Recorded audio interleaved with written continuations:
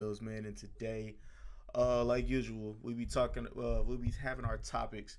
But before I get to explaining what the topics are, you guys know what I do. I honestly, I show love to the people that's been showing love to me. The top countries is the United States with 19.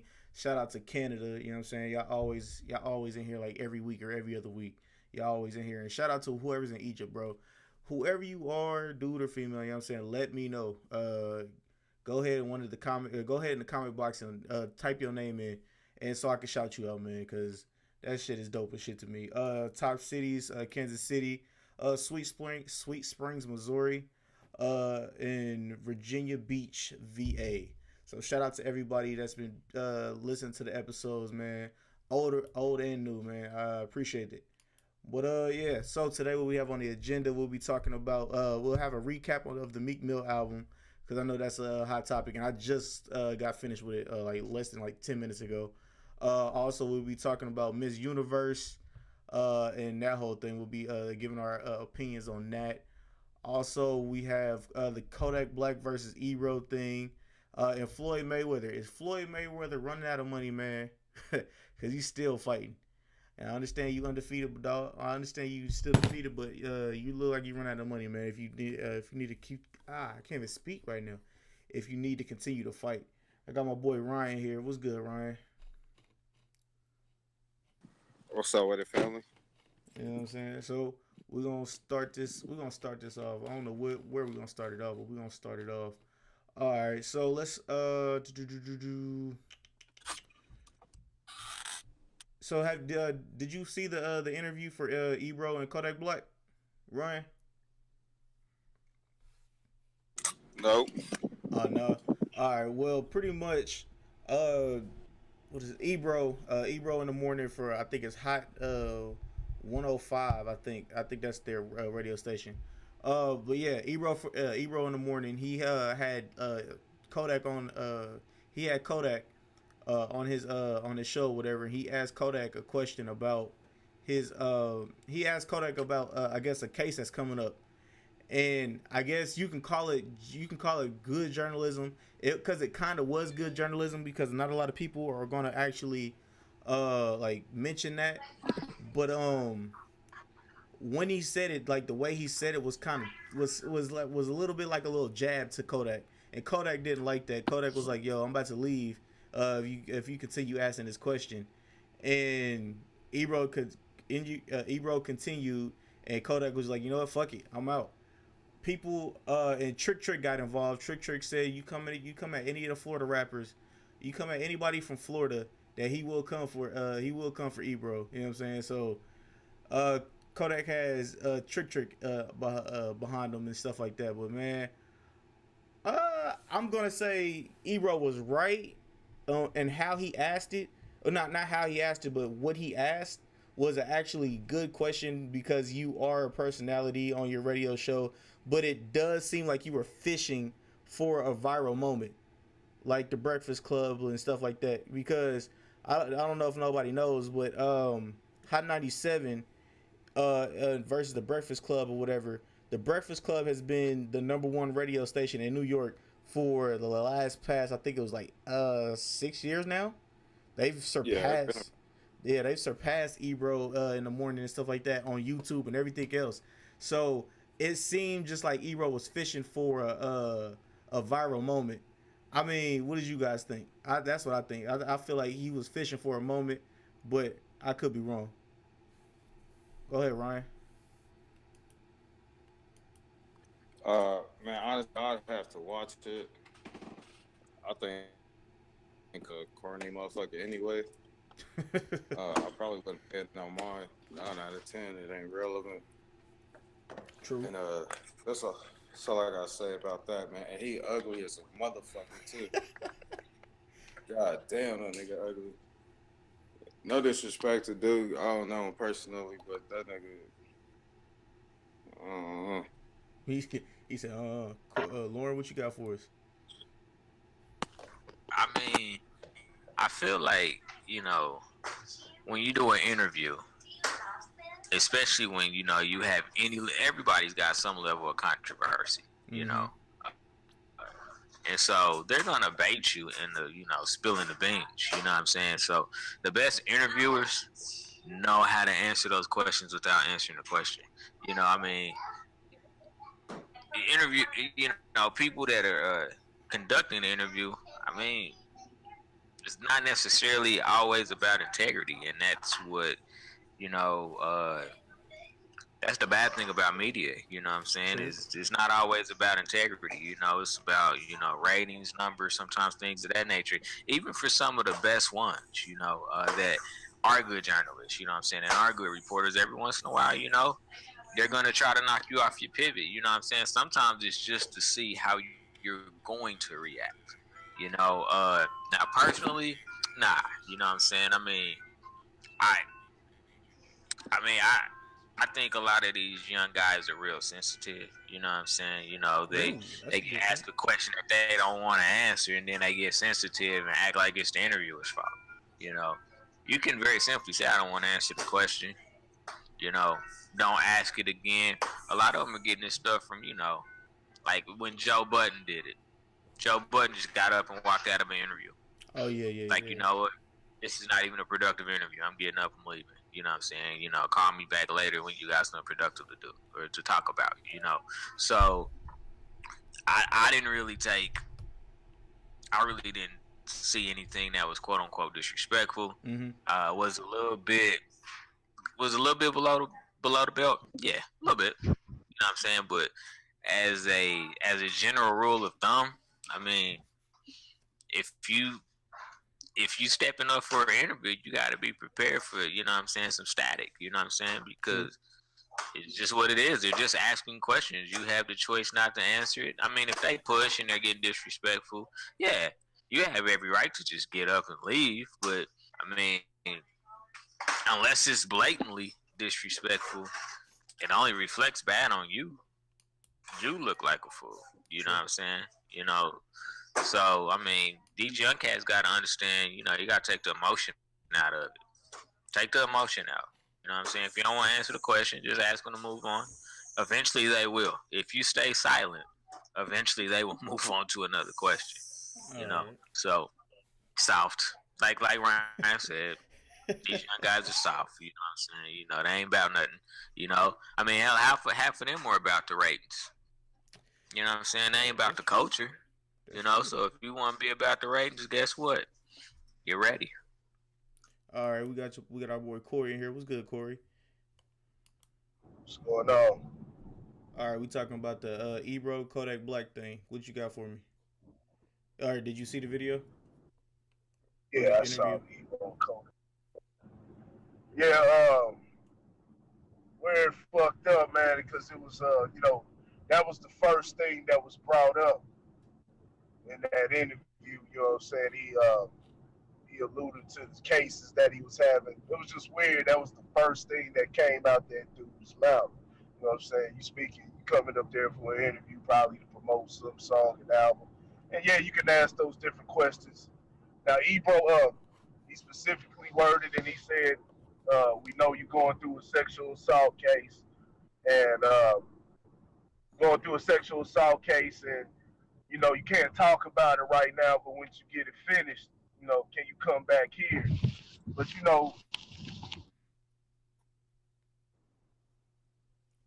good, bro? That can be taken. Can you hear me? Yeah, you just like blacked out for a second, but you good now? Can you? Yeah. No, it's a way, saying the tone, way somebody says things.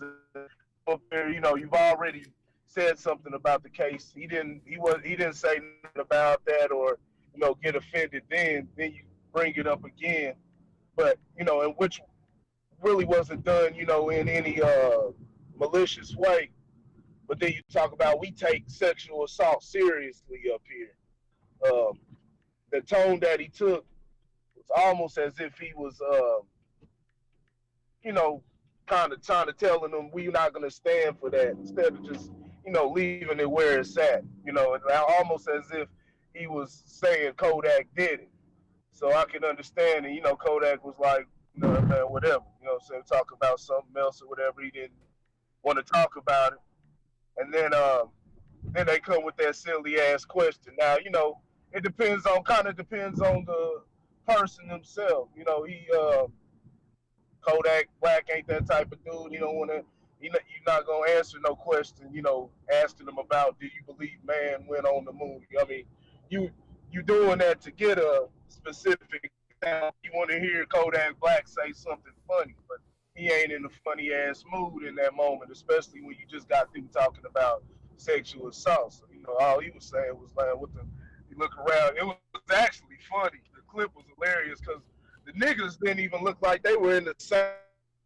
Looked where they were. Oh, you breaking up? Like they weren't even in the same room, in the same vicinity. You know, they answering back and everything. It just looked cheesy the way it looked. But nah, man, I mean, shit, he had every right. He was like, man, y'all, they sit up there, they start laughing. He's like, man, what the fuck y'all talking about? I mean, and dude said, man, I ain't trying to hear that. You know, you don't want to ask me in the interview. Old boy said, well, shit, you can leave then. They both had their right to do that, you know, keep it pushing. I just think it was a fun. I think Ebro kind of pressed him a little too, too much. But, you know, it's always some, a great moment. There's a lot of great moments, or not great moments, but infamous moments, silly little back and forth and banter on the radio. So, it ain't no big deal. It's a funny ass clip though to me. But I blame that one on Ebro.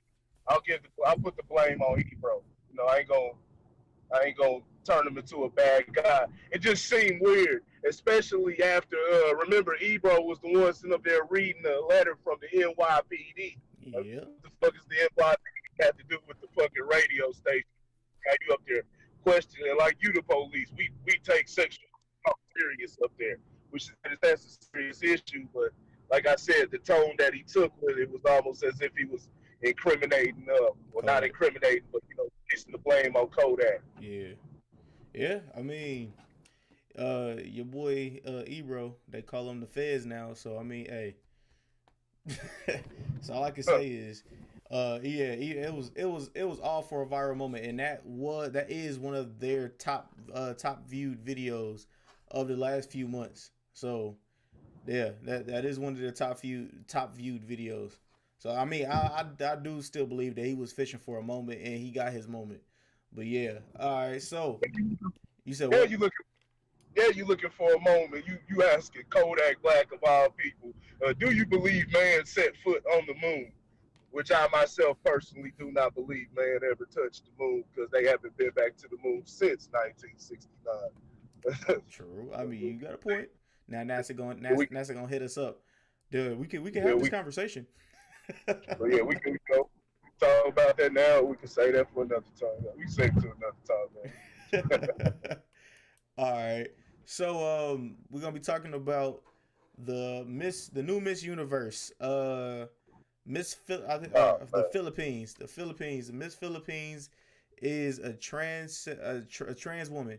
I want to make sure all my LGBTQIA, etc. What the fuck is a trans woman?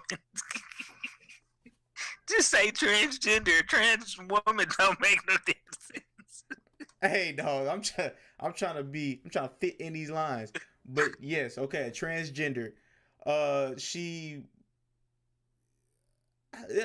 won Miss Universe.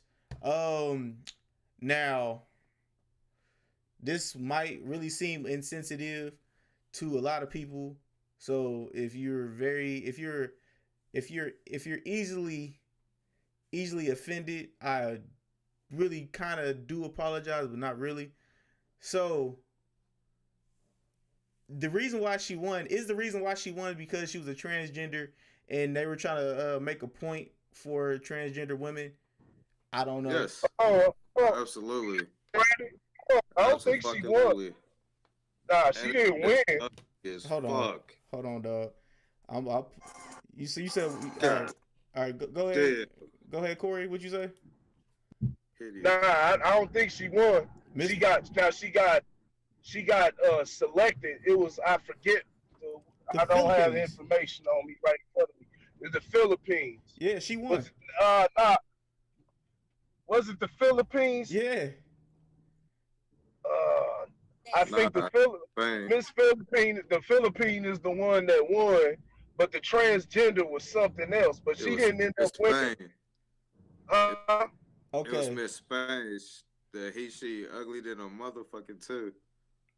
Like a Angela. yeah, melted it sure was. powdered. Ryan's right. It was Okay. Spain. All right. My bad. I Yeah. do apologize. It She looked didn't like win. the. You gonna have Miss Philippine sue us, Randy. But Angela was it Tom Ponce E.T. from Spain to become the first transgendered Miss Universe in the contest. So yeah, go ahead, Ryan. I know you wanted to say something. What you got for us? What'd you say? You was up next. What you got for us for Miss the transgender in the Miss Universe contest? Man, first and foremost, that's white people shit. Don't nobody give a fuck about them skinny ass bitches on there. And secondly, I saw it was Miss Spain. I just watched a little clip of it, man. That it is. I agree with Corey, man. It's like propaganda and shit. It's like in people's personal lives, they don't really give a fuck, but because the media throws it out there, it's like to get your attention for a reason. You know, I mean, with all the gay shit going on in entertainment, does it shock any of y'all? No, not really. No, at least not me. Not at all. And I mean, I'm cool. That's all you see on there. They do I what don't they do. see it. They paid off somebody, man. That little nigga chick ugly than a motherfucker, boy. But it looked like a straight dude. Like It it's is a like dude. It's a dude. yeah. It's like that transgender chick that they let in UFC. Oh yeah, Grown the one ass that was man. crushing niggas' skulls. I mean, female skulls. My bad. All beating they ass. Like a grown ass man, like you're basically paying to witness domestic violence situation. Right. I'm like, And all they're the money I supposed could get back from going to court for throwing a TV remote at a bitch. Nigga, these motherfuckers paying they're to see supposed this to be shit. looked at, and they're supposed to be looked at as heroes. These are just a bunch of terrible. But I can't think of the adjectives to describe these type of men, because that's what the fuck they are. Weak ass. I can't even Oh, describe ass it. niggas. Garbage. They're fucking garbage. I know you got a mental issue, and I'm not knocking your mental issue. They need help. But when it comes to when you start doing that and you exploit it to beat down somebody who was genetic woman, men are stronger than women. Contrary to society wants to feed you. Men are stronger than women, and they will always be stronger than women. That's just nature. And so you got this shit right here. You got, sit up there. That this is the stuff you allow when you sit there and try to normalize it with the Miss America and Spain and all that. And it's worldwide now. They doing it in Africa, Asia. All the transgenders getting accepted, following America's lead. But you open the door and you put women in danger. Now you got, like you said, UFC. Somebody, man, they gonna have it. They gonna have it in the damn WNBA soon. The chicks up there dunking like Zion Williamson and LeBron James. What a man. My fault. A dude with a fucking wig on his head. Yeah, I mean, it's ridiculous. You even got it going on in the track. In track, somebody's protesting, saying they want to be able to compete against the females. You a damn man. Yeah. Yeah, stuff like you said, and then you got the thing in UFC. You sitting there crushing their skulls, man. Like, come on, like what is it? But it's all a part of the plan, man, to keep people just divided and keep them from using logic, keep everybody just thinking with their hearts and what the fuck they feel versus things that are logical and practical. It's insane, man. It's what the world's come to, but you gotta fight that shit. This is exactly why I'm against the promotion of shit. Just as I'm against the promotion of homosexuality and transgender shit, but I'm not gonna discriminate against them. But I'm against the promotion of it. I'm against the promotion of shit like alcohol and marijuana, and they trying to make it legal everywhere and shit like that. Now I smoke my weed, but trying to make it as if it's gonna be a universal thing and everybody do it. It's okay and it's harmful. Nah, I'm not promoting anything that's gonna take the feeling away from a person. I'm not even saying logic. I'm talking about the not feelings, but the feeling of what can I say? This shit ain't right. This shit ain't right, and something has to get done, and we can't put this shit to the side. We can't hold it over until tomorrow. I need to say something, or I need to do something about this shit. You know what I mean? Yeah, You I get you. because I want to protect my seed. I want to protect my children. I don't want them seeing certain things and thinking this is the way life should be because it's counterproductive to nature. All right, Lauren, you up next. What you got for us? This was deep. Uh, yeah, I think that we're starting to cross a line. You know, as it relates to, I won't even say was accepted, so to say, because you can accept anything. I mean, shit, if you think fucking pigs fly, you know, you accept that premise. You know what I'm saying? I think the issue that I see, you know, that has risen up is that people are trying to bully their way, you know what I'm saying, into other people being accepting of that. And I think that's the problem, you know. Uh yeah, I mean it's getting bad. It's getting really, really bad. You know, I mean, if you we'll just take Miss Universe, you know. I mean, I saw the transgender, and I was like, well, you know, I mean, for all intensive purposes, you know, it was a good surgical procedure, but you still look manly, you know. So I mean, I think that they have to have their own arena. You know what I'm saying? That's smart. You can't operate in the same arena, you know what I'm saying, as everybody else. And that's just, I mean, that's just straight up, you know. I mean, that's not trying to discriminate in any capacity, you know, but you know, I don't even know how the hell they want to make it to that stage. To be 100% honest with you, but yeah, there's a little bit there's a little bit of a bullying tactic going on here, you know, that I think is unfair. You know, I mean, if you want to be gay, be gay. Like, if you want to be a trans, be trans. You know, any of that. But when you try to force other people to accept that, like, I think that's where it becomes a problem. You know, when you start passing like any legislation that should be passed to protect someone from getting harmed physically. Like, seriously, outside of that, like, there shouldn't be much legislation passed. You know, the trans that was in the UFC, that's a problem. Like, I don't know if there's a science that says that all the testosterone has been zapped out of a human being. You know what I'm saying? I don't know. You know, track, you know, I mean, there's just certain parts of genetics that, you know, probably can never scientifically be altered, you know. So no, I just think it's a unfair. I think it's an unfair promotion. If I could steal the word promotion that Corey used, it's an unfair promotion. You know, you could do the science. You know what I'm saying? And so you start to add in, you know, pageants and you know, different things that, you know, talk about, you know, the beautification of an individual, and yeah, you're just crossing a lot of lines, and this is nothing that I can be in support of. And I'm just being honest, and I try to be supportive of a lot of things, but I can't be supportive of this. You know what I'm saying? I mean, like I said, you know, you got homosexuals saying, you know, I'm gay and I'm proud. Hey, high five. Like that is absolutely fantastic.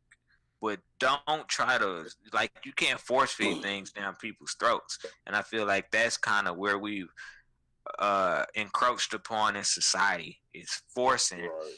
a lifestyle down somebody else's throat. Like you subscribe to what you want to subscribe to, but Shit that's is where you everywhere. start getting all this separation. That's where you start getting all this bitterness towards a specific group. That's true too. Is because what I'm saying, we're catering, and I'm like, nah. You know what I'm saying? I'm not saying that homosexuals shouldn't be allowed around heterosexuals. I'm not saying that by any stretch of the imagination. But when it starts to become, when you start crossing into gray areas where you're not sure about certain things, I think that's where you gotta take a pause for the cause. You know what I'm saying? I don't watch Miss Universe anyway. I can't tell you last time I watched a damn pageant. You know what I'm saying? Shit. But so yeah, I mean, this was absolutely, you know what I'm saying, a way to get back into media. You know what I'm saying? Because it's all anybody's talking about. They talking about the trans more than they talking about the damn chick that won. Yeah, that's I mean, true. shit. Can we celebrate the damn winner? Can we do that first? You know what I'm saying? Let's celebrate the fine ass winner first.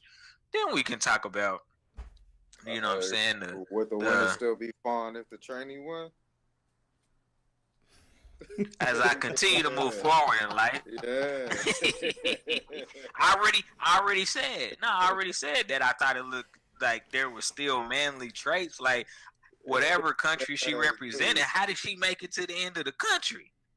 Like, you got that many ugly people in your country that was your winner that represented the universe? Like, and we talking about Spain.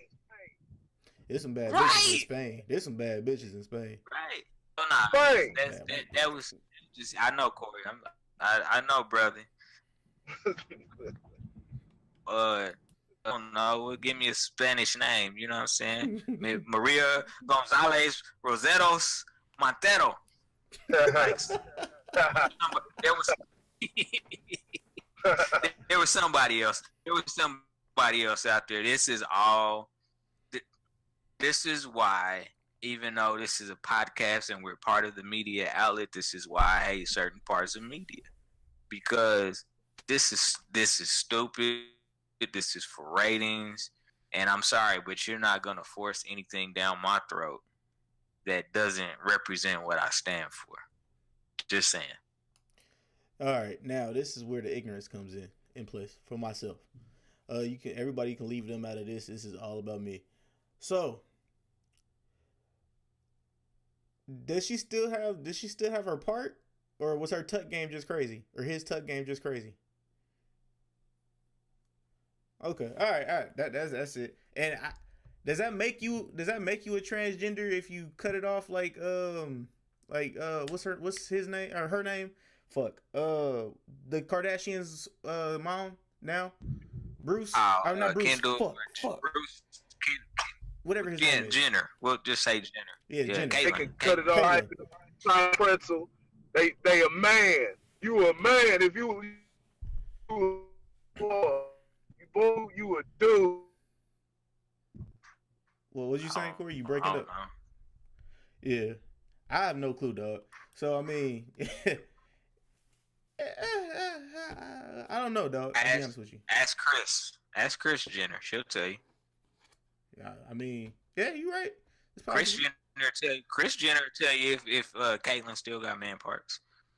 I thought he had a boyfriend, or she had a boyfriend. It don't matter. Whatever. It don't matter. She know. That's true. You right. All right. So first and foremost, let me go ahead and shout out Robbie Adams and BDA Ken. So let me shout both of y'all out. BDA Ken and Robbie Adams, man. Shout both of y'all out, man. All right. So moving on to the next thing, we're gonna go ahead and get to the recap of Meek Mill's album, Championship, man. First listen through the whole way through. My first listen, I liked it. There was a couple songs that I was vibing with. But before I get to that, let me hear what you guys got. What you guys got. I can't fucking speak right now. What you guys got, Lauren? I'll let you go first. Oh yeah, you know what I'm saying? I checked out the album. Uh, it's like I guess if I gave it a letter grade, I give it a B. If I gave it a number grade, a 7.5, 8, something like that. You know what I'm Okay. saying? I mean, he had some good stuff on there. I do kind of feel like if you listen to the entire album, like if you really actually listen to it, uh, I feel like he started getting repetitive. But that'll happen when You you got know, when you got 19 18 songs. tracks on the album. Yeah, yeah, there's a lot of songs on the album, but I felt like he got repetitive. But I think the one thing that stood out to me, just as a music head, is his sampling was obvious. Like Woo. a lot of people try to hide some of the sampling within the track, but I mean, you could tell what song it came from. Mm-hmm. And I think that's like the biggest problem that I have with music right now with a lot of these young cats is they're just remaking. You know what I'm saying? I'm gonna take that old song and remake it. And I know Diddy was the king of that back in his heyday. Uh but yeah, I'm not a fan of copying when I can tell. You know what I'm saying? I mean, and don't get me wrong, I mean sometimes you could tell, but it's like a unique sample. You know. I don't feel like most of his samples were unique. I felt like I was like, oh yeah, I remember that song. Like, Mm-hmm. okay, you know. But I mean, you know, one thing I appreciate about Meek Mill is Meek stay in his lane. You know what I'm saying? He stays in his lane. You know, he's got some bangers on there. He's got some tracks that I'm like, and I think that's the beauty of music. You know, not everybody gonna like every song you put on a damn album. You know, was it a quality album? I think a lot of it, honestly, was the fact that Meek ain't put out, and so it was more or less refreshing. You know what I'm saying? Because I mean, really, honestly, the song that he got on there with Jay Yeah. and Rick Ross, that What's was free? probably one of yeah, that was probably one of the best songs on the album. Honestly, you know That motherfucker raw. the track that he got with Drake, trash. Going bad. I thought the track that he had with Drake was trash. The track with Cardi B, I'm just not a Cardi B fan, so I That motherfucker yeah knocked too. yeah I'm not a Cardi B fan, so I don't know. But he had it was decent. You know what I'm saying? It was decent. Uh, you know, I think he's kind of crossing to a different stratosphere to where he don't like he's making music for Meek, Yeah. and that's when you know an artist is comfortable in his pocket because he's not making music for other people. You could tell just by what he was saying that he wasn't making music for other people. Uh, you know, he made a statement saying, you know, he doesn't want to be an activist. He wants to speak through his music.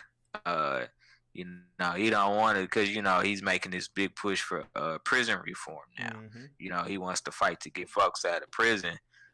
So, but I honestly, like, seriously, like for the critical acclaim that it got before I listened to it, uh, I just thought it was okay.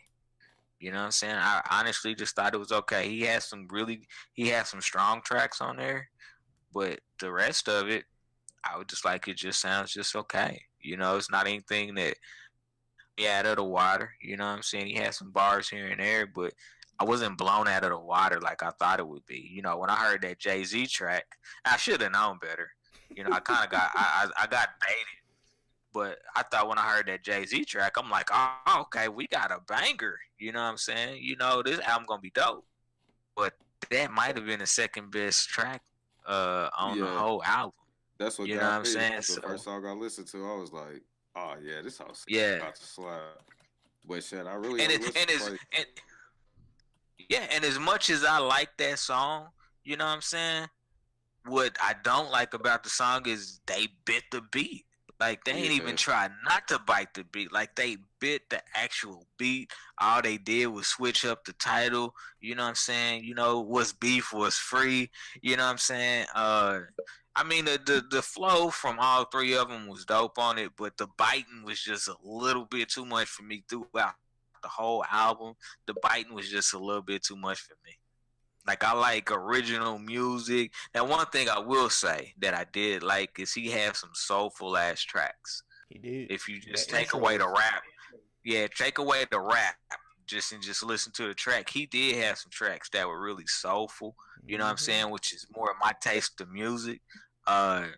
So like I said, I mean I give him a B. You know what I'm saying? 7.5 out of 10. You know, I think it was too long. I think that's why he got repetitive. Like 18 tracks, like you're not DMX. Like, you know what I'm saying? You got to be a special type of dude to put out 18 tracks, and you got to have a lot of features too, because I don't care who you are, you put out 18 tracks, you're gonna start sounding repetitive. Unless you are a backpack rapper where you're just kind of rapping about various topics, but he kind of stayed in his pocket, you know. So it's all right.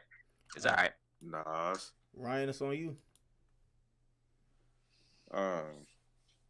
Man, I thought it was cool. It's a real the shit that slap is dope than a motherfucker, man. I was feeling them. On that What's Free shit, I thought it was clever to use that specific beat, and it wasn't like a diss record, and the biting was blatant, but it didn't really turn me off though, because it was more of like the lyrical exercise, you know, the just hearing these niggas just spit. I don't even think. Nah, I guess you could call that. I guess you could call that the hook. I don't know. It was just the lyricism, just the flow of everybody. It really set it off for me. It was a couple more dope tracks. That shit he got with Cardi B was dope.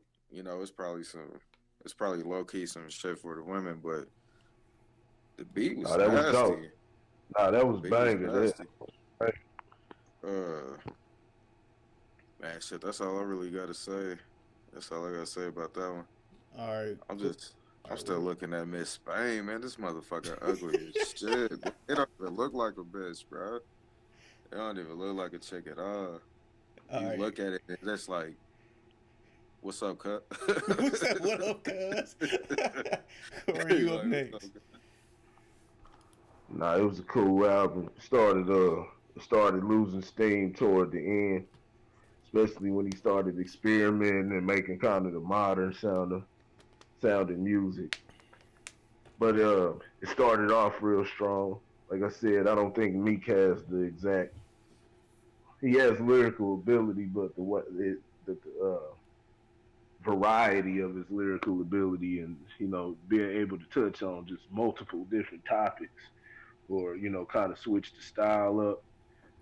He's limited in that aspect, just like Lauren said.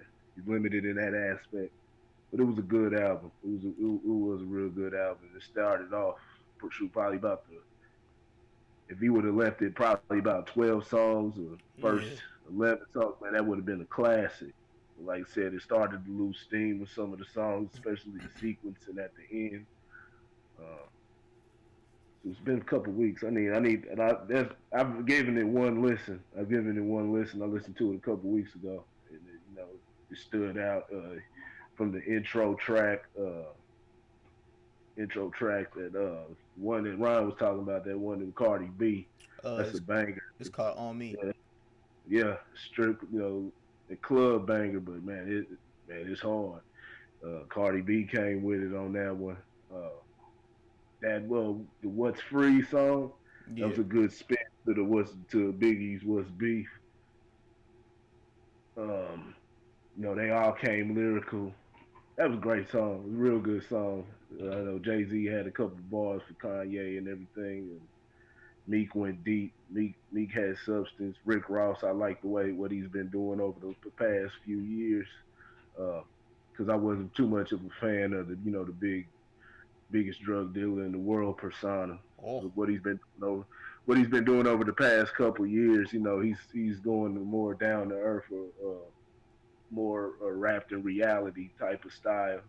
and you know he's been getting overlooked since he started doing that. But I think it's some of his best raps and some of his best work that he's had. Um, I remember, man. I remember some more songs. All right. I'll run through mine. Great And, album. y'all can jump in. You said what? No, it was great. Good album. It was a good album, though. All right. Yeah. The first run through for me was good. I'll tell you guys the songs that actually stood out to me. Meek Mill has always been strong as shit with his intros. The intros are always good to all his albums. All right, What's Free with Jay-Z, Rick Ross. The only thing that I guess that kind of could take this song down was when Rick Ross said the word that rhymes with maggot, and he's talking about 6ix9ine, and I heard a lot of people talking about that, and I was like, ooh, that could hurt. That could hurt somebody a little bit. But Respect Game was literally one of the songs I was like, yo, all right, I fuck with this song heavy. Respect Game was good. Going Bad was So with Drake. It was a Drake feature, you know what I'm saying? Everybody says Drake's got the Midas touch, you know what I'm saying? So I think that's the next that song. one was hard. You said That that one was hard. That was a hard one. Yeah, I like that. Lauren's face. Lauren, you got something No, to say? that was hard. Okay. All right. It fit the tone of the album because keep in mind, up to that point, the album had a real deep direction, and he switched it up. It kind of lightened it up. It lightened it up a bit, but then throw in Drake, add some fun. It had some fun on it, man. It was a good one. I liked it. So you feel like this album was deep? Huh? You feel like this album was deep? Probably the first 10 songs or so. It was deep. It was introspective album. Yeah, coming from where he was going with, but after a while he started, like I said, probably the last 9 songs or so, he started being all over the place. That one with LMA was fire too. That's one of mine too. That was good. That was my next one. It's called 24/7. 24/7 featuring LMA. That song went. I was like, okay. The sampling on that was good as fuck too. Yeah, Can I ask a question? What's up? What's up? Like, how many chick songs are you allowed to have on your album? I'm just asking. I'm just asking. It depends, bro. Yeah, it depends. I promise, it depends. Yeah, it depends. On bro. what? Is you pretty Ricky? Nah, man. Ricky. That's true. You gotta have, especially if you trying to like blow up without having to take a plunger in the ass and shit. Like a lot of these entertainers, like you gotta have shit for the hoes, bro. If you get the bras, No. Nigga, they gonna fuck this shit. Lauren, let me ask you this. Let me ask you this. Are you saying how many do you need to to constitute a classic album? Or nah, just in general. Drake. How many should you have? Drake got hell of them. And that It nigga, depends. Okay, let me reclassify my statement. Okay, I'm talking about, and maybe I don't listen to Meek Mill enough. You know what I'm saying? But I don't look at like if Drake had like an all chick album, like Drake sits in that pocket anyway. You know what I'm saying? Like I don't feel like Meek sits in that pocket, and so I guess that's where I was kind of confused on all the chick tracks. You know what I'm saying? And here's the thing, like here's the thing, because I know Ryan said you had made a statement that you got to have a couple. You know what I'm saying, on there for the ladies, but I feel like sometimes females like the harder shit. yeah. Maybe it's just the females I hang around, but I feel like females like, you know what I'm saying, stuff that is a little bit harder. You know what I'm saying? You know, Shout out to you the ain't got to hood be rats. all lovey-dovey with me. Yeah. That's facts too. I don't know. I mean, to each his own. Like I said, man, I just thought the album was just okay. Like I didn't even really feel like it was a super deep album. You know what I'm saying? I almost feel like he was scared to cross over. Like one thing I felt like was consistent in the album is he wanted to pay so much homage to the streets that it be like he talked about it at a nauseum to a certain extent. And one thing I think that as a like if he really trying to do what he do, you know what I'm saying, as far as helping the prison reform and all that, like to me, I feel like it can't be off street. You know what I'm saying? Like I think that's where the lines get kind of Blurry. blurred a little bit. Is like you owe it to the streets, and therefore, you know what I'm saying? Like your music has to be street. Like there's a certain level of growth where you grow beyond, you know, some of the rules of the streets anyway, just as an individual. You know, I Okay. mean, go ahead. Will you say he began to start taking that direction? He didn't go all the way, but he now we'll see where he goes from now if he builds on it. But he had Yeah, I that guess you're direction in his music. Yeah, he started going toward it.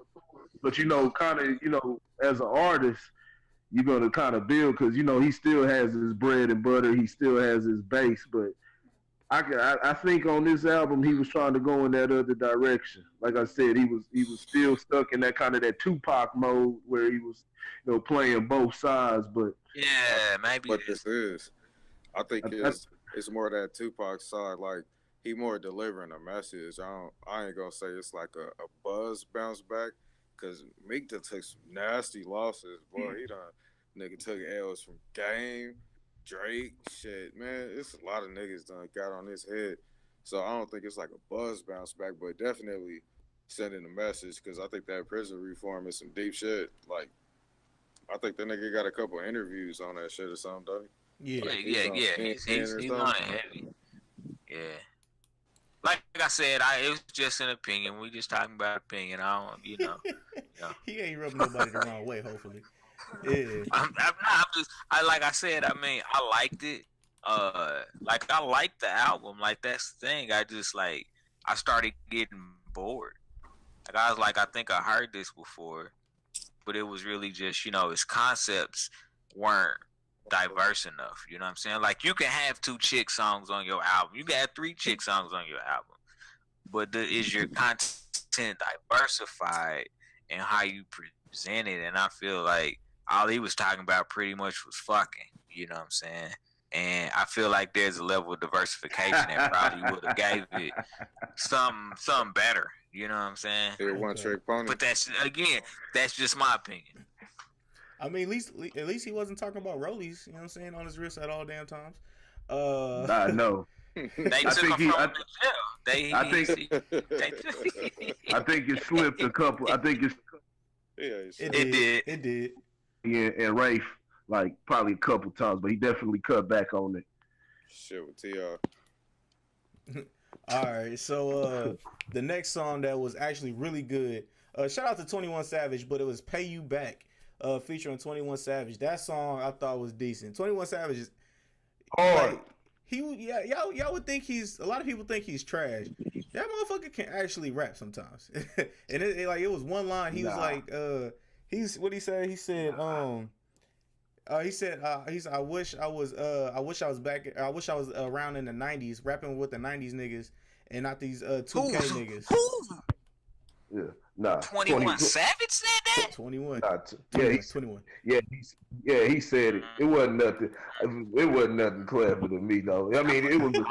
I'm gonna be quiet on that shit. That's the song. The song was hard, but 21 Savage can't rap to save him.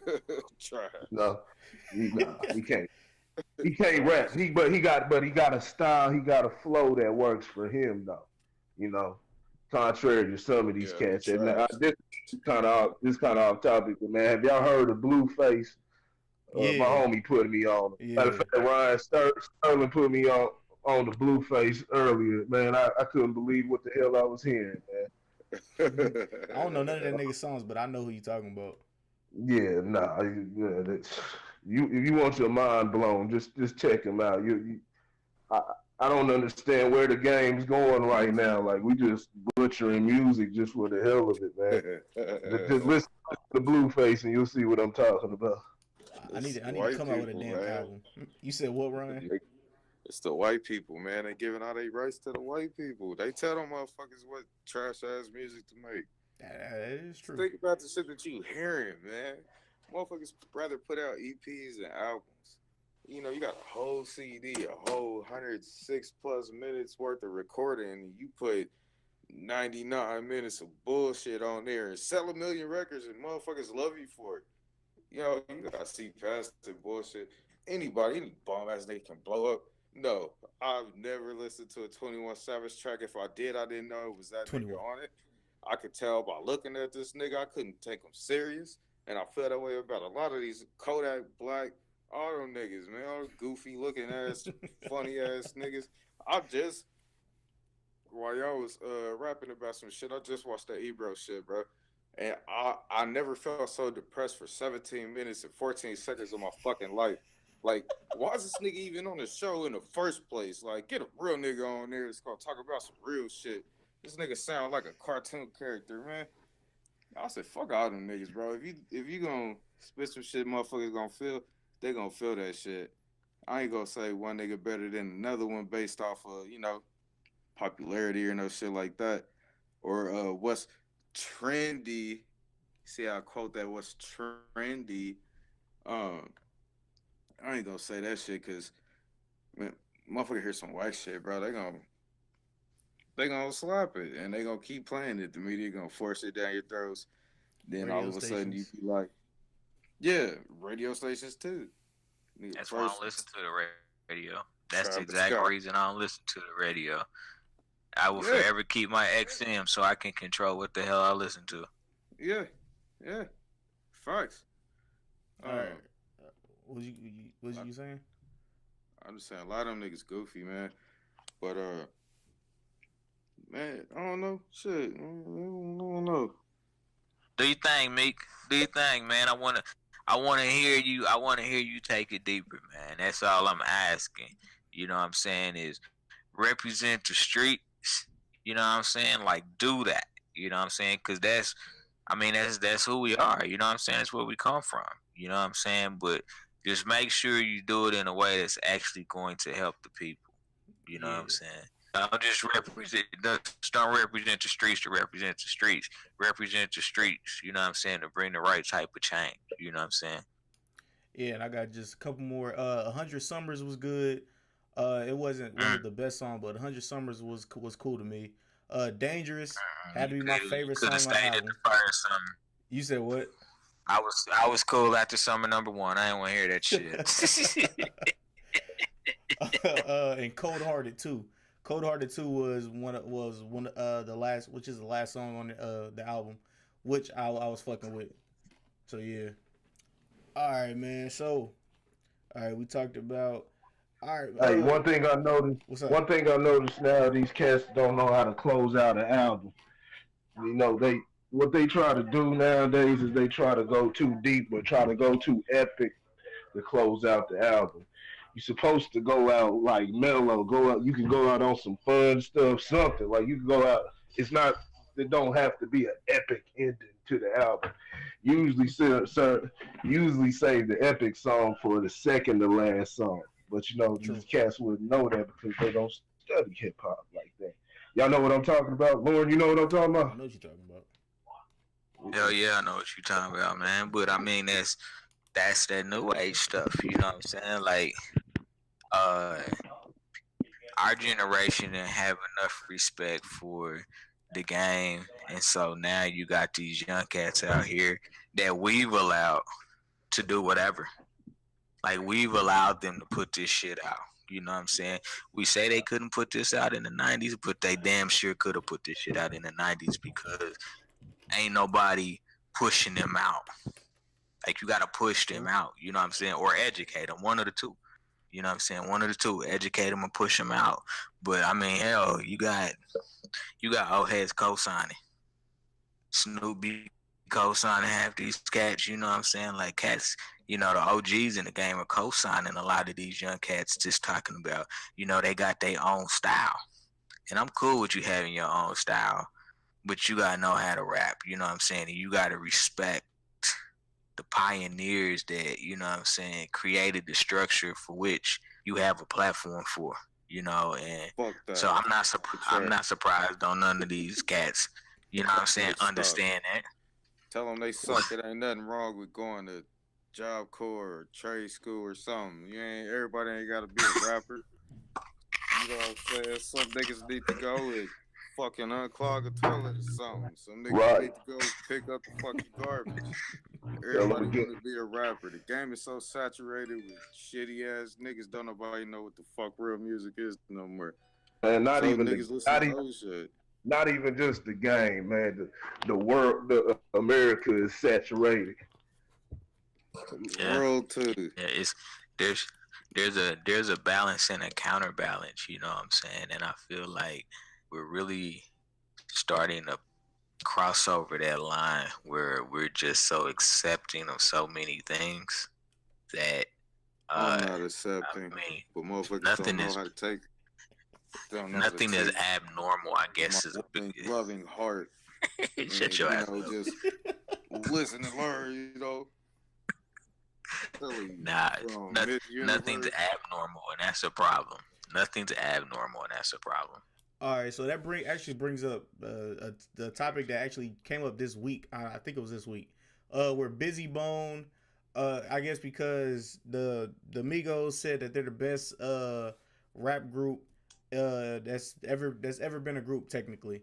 And Busy Bone came out and said some words to him, and now Busy Bone and the Bone Thugs and Harmony have, I guess, tossed out a challenge to the Migos. And Migos is talking money talk, and Bone Thugs and Harmony are talking about going verse for verse or whatever. And so, who do you guys think will win in a group rap battle?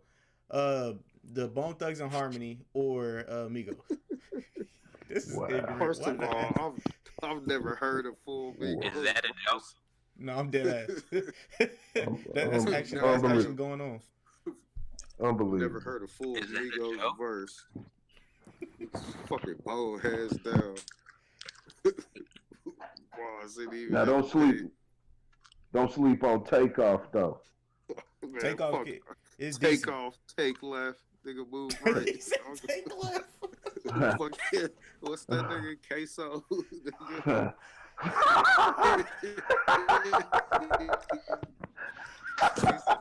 Cardi B, daddy, nigga. I ain't never heard a full verse from none of them niggas. Fucking bold, man. What the hell? Queso. He said queso. Like, that's the best part. Little queso or some shit. Yeah. He said little Name, queso. All right. Queso. Fuck the world, man. What you got for us, Lori? You had something? I mean, is this a joke? No, that was dead ass. I'll send y'all the video after this. That's called overconfidence. The Migos couldn't hold Bone Thugs. We don't have to wait till later. We can finish it now. My bad. Nah, man. Now, the original question of is Bone Thugs the best rap group ever? Hell no. Rap group. Nah. I mean, I guess what are we constituting a group? How many numbers? You know what I'm saying? That's what I would say. But nah, I don't think they're the best rap group. There's no, but I mean, Migos. I'm really trying. I got kids, man. I'm trying really, really hard to try to comprehend and mix up with my kids. Be like, oh, okay, I see what you saying, but I can't do it. I can't do it. Like, my kids be like, Dad, you're a hater, and I'd be like, nah, this is just trash. Let me show you what some real music sound like. And they don't understand. Not to cut you off, just real quick. They don't understand. Like I was saying, probably about a couple months ago, I was saying, remember, there was a lot of times that they would say, like, from the transition from the 80s to the 90s, 90s from 2000s, they'd be like, yo, music done changed and everything, but there was a lot of cats, and even in hip hop, even hip hop wise, talking about people who are lyrical, they respected them cats. They still respected them, and eventually gravitated toward it. And a lot of those cats, they came together. It was still respected. This stuff today ain't respected at all. And you know, the overall consensus says that unless the person's still there working within the media, so they got to say something, you know, for monetary, you know, benefit. True. Lauren, you want to finish off what you were saying? Nah, see, I go back and forth. Oh, I don't go back and forth, but I've always had this interesting thought, you know, because my parents said the same thing to me. That's not music, son. I don't know what that is. That's not music. Generational curse. You know, so yeah, you know what I'm saying? So I'm like, you know, maybe it's just what I grew up on and what I heard, you know what I'm saying? But I mean, I love, you know what I'm saying, you know, the 70s soul music, you know what I'm saying? The stuff that was being played in my house, you know what I'm saying? But I don't know. I guess it's maybe because I've dabbled in music for so long that I have a different respect for music. You know, like you just can't put no bullshit on wax. Like it takes work to make a good song. You know what I'm saying? So when you out here churning out track after track after track and it's all garbage, like I just feel like it's super disrespectful. You know what I'm saying? It's just super disrespectful to me. You know what I'm saying? I mean, we had trash music in the 90s. There was trash music out there. I'm not going to act like everything that was out there in hip hop was dope because it wasn't. Stop. You know what I'm saying? But you know what, though? even Hammer had his place. You know what I'm saying? Like Hammer wasn't super lyrical, but Hammer had his place from a showmanship perspective. You know what I'm saying? So, you know, I got to give him that, you know, but it just seems like today there's more bad hip hop than it is good hip hop. Yeah, he fucked it up for everybody. He's selling real estate. He's selling real estate now. That shows you how that shit work out. But I gotta pay Suge when they play that shit on the radio. Yo, what movie was that in? That's my boy. Yeah, yep, that was the movie. That's my boy. Talk about that Ice Ice Baby. He was like, shit, I gotta pay every time they play that shit. Yeah, but nah, I can't believe them fools actually said that they was doper than Bone Thugs. You see certain people, you see certain people, and you just want to slap them. Be like, if I ever meet them, I'ma slap you on sight for saying stupid shit, and this constitutes as one of those statements. Okay, all right. And one more thing that I was listening to the dude that was talking about it, and he said that the Migos don't have a song as big as Crossroads, which that's facts because it hasn't been enough time for one, and for two, I don't think they could actually make a song as big as Crossroads. I don't know if I'm wrong because I grew up during that time, and that song was big as shit, and that song is still amazing till this day. And I don't think You're Migos. wrong. You said I'm wrong. Yep. When have you ever in fucking life heard a Migos song and at the end of it was like, damn, I felt that shit? Here's why I'm saying you're wrong. I'm not saying you're wrong because you're actually wrong. I'm just saying there's more at the disposal of artists these days to make a song that, from a numbers perspective, becomes a classic. You know what I'm saying? Okay, Think I got you. Think about if Pac and Big had social media like we see it now. Think about that for a minute. Them touching more people, because back in the 90s, like, you had to go to the people. Mm-hmm. You know what I'm saying? Them dudes stayed on the road. You know what I'm saying? You ain't had no internet to help get your buzz out there. Like, you had to go city to city to city. You know what I'm saying? Get your name out there. You ain't got to do that now.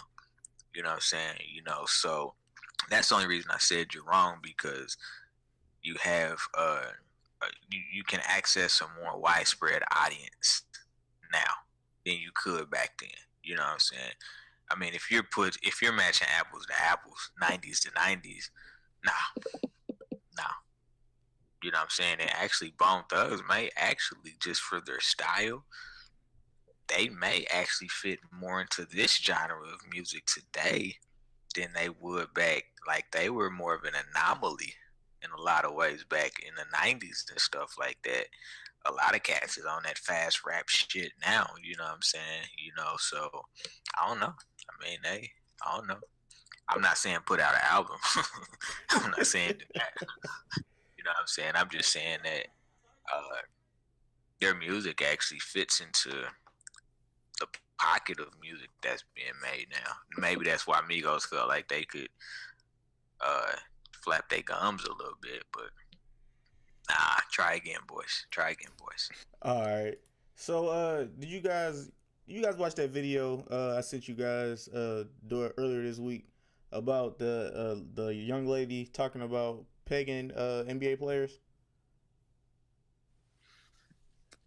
Man, hell yeah, I watched this shit. All right. So say it again. She was doing what, the NBA player? She was hitting with the pegging. strap. Yeah, she was strapping on and pegging NBA players. So, Oh man. So this brings up a very funny thing to me, because everybody was quiet with Dwight Howard. So if let's just, and she also said she has a superstar in her rankings. Oh, what? No, what she said is that one of them is on a Supermax contract. Supermax. Somebody needs to do some research, because if I am right, there are only about 5 players in the league max. LeBron James. Let's do the math, guys. Come on. LeBron James, Supermax. Paul George, Supermax. Who else?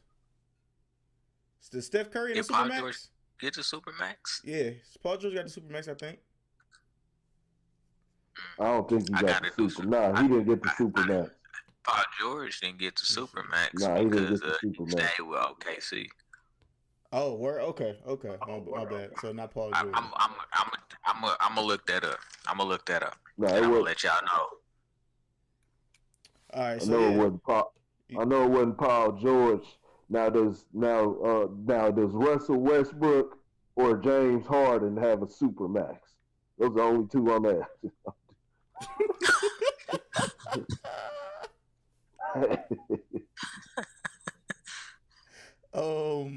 I think the Beards got one. The Beards got one. Did you see his ensemble? Did you see what he had on Thursday? No. Lauren, what'd you just find? What'd you find out? That Steph Curry does have a Supermax. Nah, it ain't Steph, man. That's what I was thinking. Nah, it ain't Damn. Steph. It ain't Steph. It ain't I don't know. Steph. Has the J been off? Has the shot been off? Yeah. You Nah, know, it might be hard to play. Once you just That's James Harden. That's James Harden and Westbrook, man. I'm All putting these niggas is gay. it between them two. Don't give a fuck. They both gay. All I'm Yeah. Fucked it up for everybody. all I'm Yeah. saying Even if is niggas got wives, man. Kelly Oubre ain't on a Supermax, so but I know he is. hold on. I'm trying to find it. Yeah. That's backwards. Kelly Oubre Jr. from KU. Anthony Davis, I think, is on Supermax. James Harden has a Supermax. Yep. Oh. Yeah. So what? John Wall. That's another wizard. Oh. Yeah. Wow. So I guess Washington D.C. balls being dribbling. Balls being dribbling. It ain't John Wall. John Wall ain't with that, man. You never know though. It ain't John Wall. My whole thing is We were shocked about Dwight Howard. Nah, I ain't shocked about Dwight. I ain't shocked about Dwight either. I'm not surprised. I ain't surprised, old smiley ass nigga. And he had Smiley ass nigga. and then got back and butt problems. Okay. Does, right, so does Westbrook have one? You got 4 players. 4 players. 4 players that have a super max. You got Steph Curry. You got James Harden. You got Russell Westbrook, and you got John Wall. Oh, it's definitely James Harden and Westbrook. Oh, James shit. Harden and Westbrook. Definitely. I told you. It's them two. Hey, I'm just gonna throw this out there. Do you think that that's the reason John Wall went off on his coach? Man, it ain't John Wall, man. Dog, we got the 2 clear candidates. We need AC Randy. We need to get something to where we can post the pictures on the show, find the pictures, crop them or whatever, put them together and post it during the podcast. Yeah. So we see the type of shit Westbrook be wearing, bro. Exactly. Do you see the stuff James Harden and Westbrook be wearing? James Harden had I can't even explain what he had on last week. And then walking around, got the shorts on with the long sleeve dress shirt, some old shorts coming up to their thigh, then the dress shoes with no socks and all that. It's some real moist shit. It's that boy shit. Okay. Well, my whole thing is nobody's gonna be surprised. Nobody's gonna be surprised about this at all. But I knew it. Now, this young lady that I sent you guys a video of, she has a podcast, and she has mentioned a bunch. She's mentioned a bunch of NBA, NFL. Well, she hasn't mentioned them by name, but she says she deals with a bunch of those dudes, like superstars Ramsey. and shit like that. Jalen Ramsey. Hey, but she ugly as shit though. Kelly Oubre. Like, you know, even though it's very possible dealing with the character of the niggas in question, I mean, she ain't even that cute though. Like, niggas really don't get exposed Blake by the Griffin. ugly bitches they be fucking. It's always the bitches with confidence. Like, ooh, let me run to Facebook. Hey, Cam Newton. Let me see. You're right. Yeah. Nah, fuck it. Who was that? Tiki Barber? Who had all the Yeah. I forgot all about that. These niggas is gay. I'm telling you, bro. All these niggas, bro. Hold on. We gotta make sure we got the right one. Or the news. No, we gotta make sure we got the right one. Was it Tiki or Rondé? Who was that, man? Which Man, which it one look was like that, Tiki. man?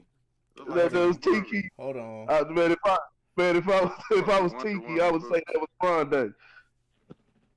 I'ma look. This young man Fucking right Wonder here. Woman boobs. Can y'all see him? Oh, Can y'all see him? This young man right here. Yeah, we saw that shit. Fucking weirdo ass nigga. Hey. Telling you, bro, if you ain't on like Cops or like the news or some shit, the only way you get on TV is eating penis, bro. You gotta go through the ass tacklers to get big out here, man, or they don't. You gotta go independent. Pat Mahomes. Oh shit! Damn, really, nigga. He's suspect too. Hold on. Now y'all tell me y'all Wow. brought up to me, and it took me a minute, and I saw it. I ain't even going to more depth. Yet. Oh man, come on.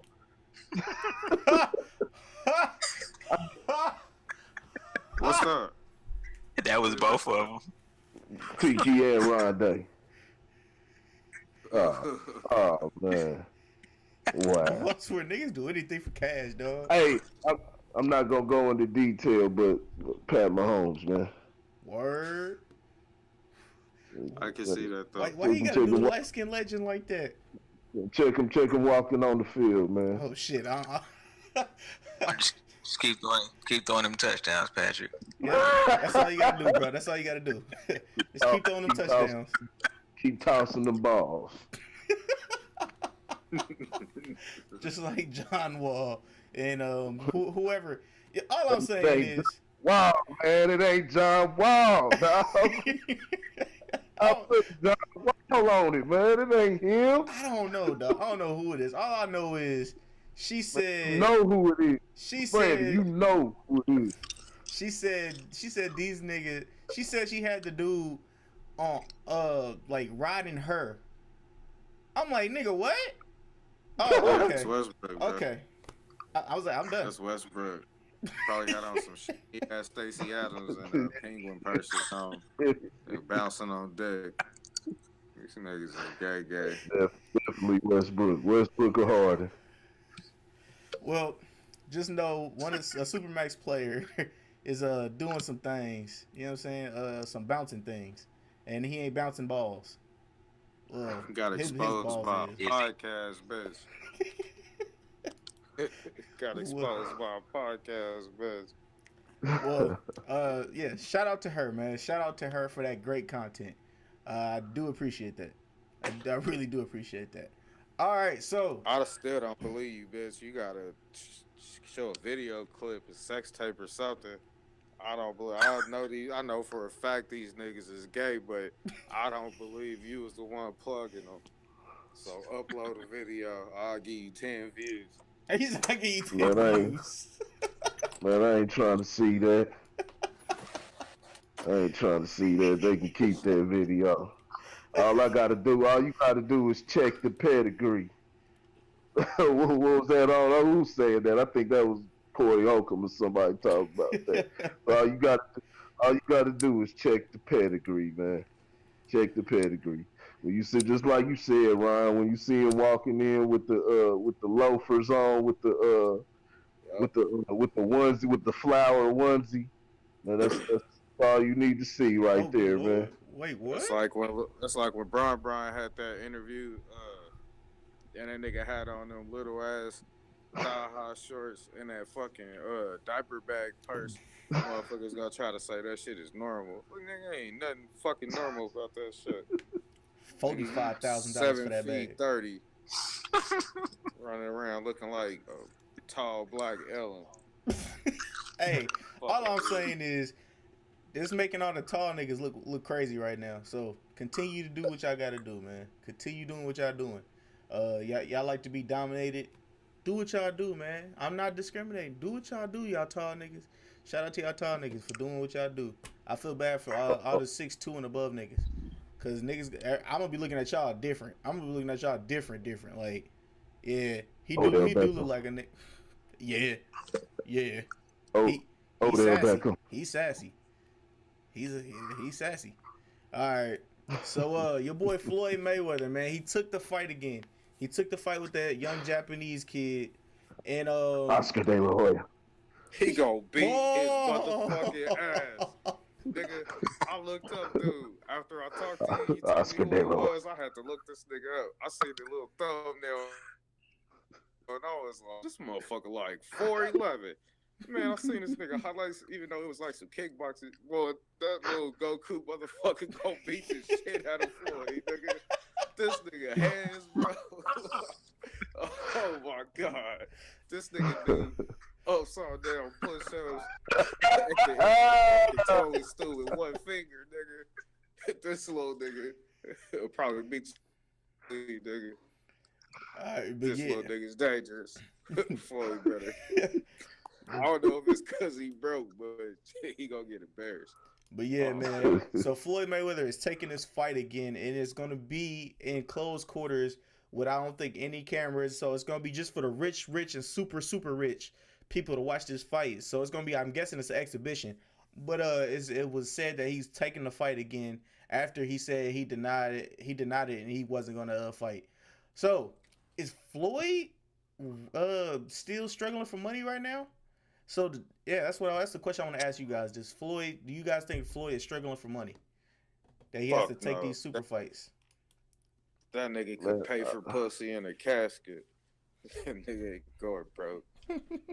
I think Floyd's just. I think we underestimate the competitive nature of Floyd Mayweather too. He's got a competitive nature. Now he does pick and choose his battles at times, but he still does have a competitive nature.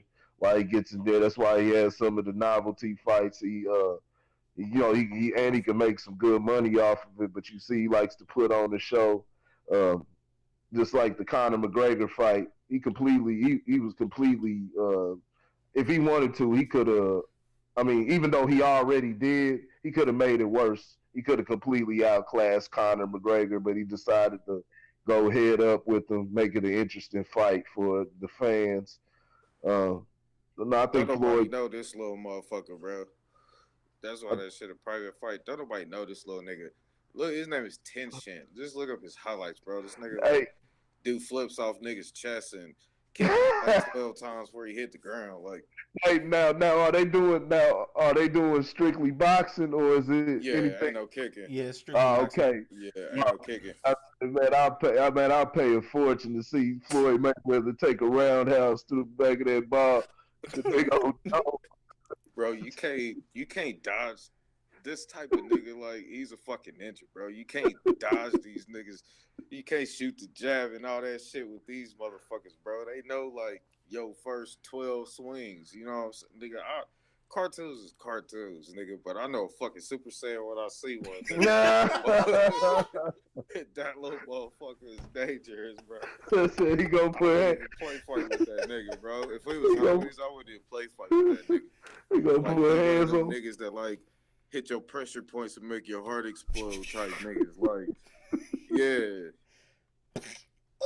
like fuck Chuck Norris type niggas. I got check the tape on him. So you think he can see Floyd in the ring? Man, That little he nigga was- fast. I'll tell you that. Straight bro, up. Ew, fuck Floyd Mayweather. Ew, fuck Floyd. Hey, Bro. when we missing, you know what I'm saying? Hey, what you think? Still related to boxing, but we got Pacquiao and Adrian Broner coming up soon. Adrian word? Broner gonna get his ass beat. Pacquiao, washed up down, but Broner gonna get his ass. I just got done watching that Madonna fight. Yeah, Broner had with him. yeah. Boy, one of that worst ass whoopers I've seen in a while, nigga. Yeah, You that talking was. about a nigga that probably would have beat your mentor if his arm wasn't fucked up.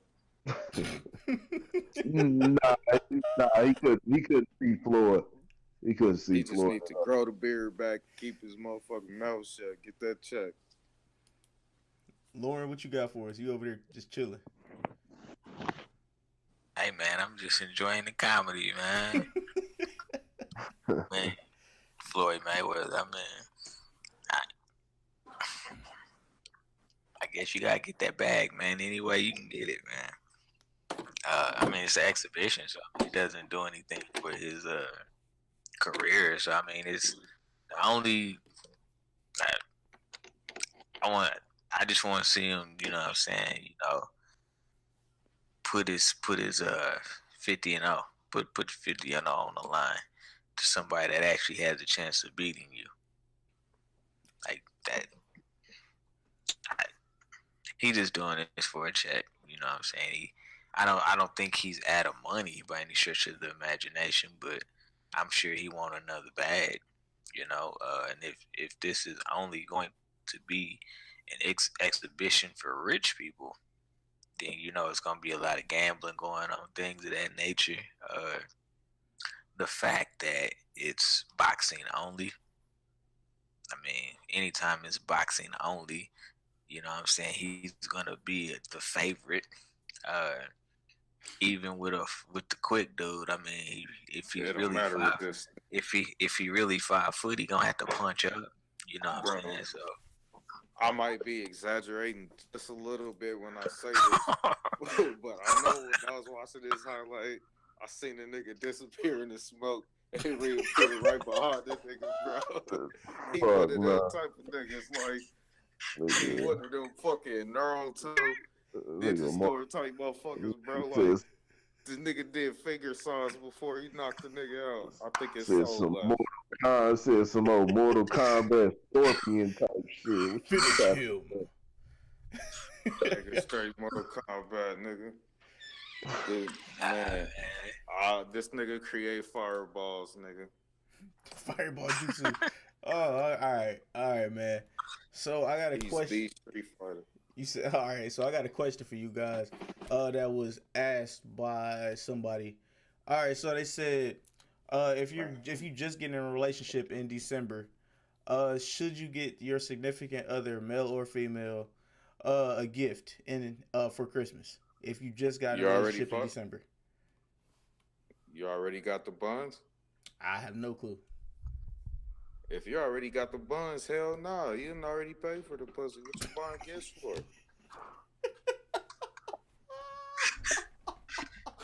I knew that. I mean, she got kids. Shit, tax season coming up. Shit, nigga might be planning on to come up. Was it a dude or a chick that asked the question? It was a girl that asked. It was an average girl.